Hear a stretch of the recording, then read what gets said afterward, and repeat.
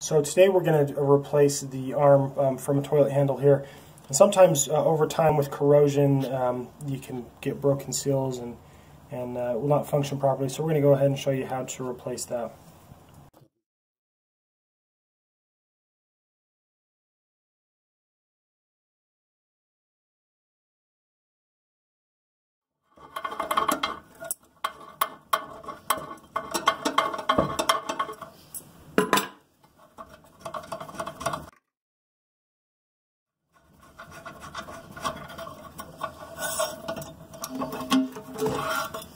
So once we've uninstalled that, all you do is take those pliers and loosen it up and remove the arm. And to install it, you just do the opposite. You just put the new arm in, which you can pick up at a home improvement store, and you'll go ahead and put that on, and then put the bolt on there and just tighten it up.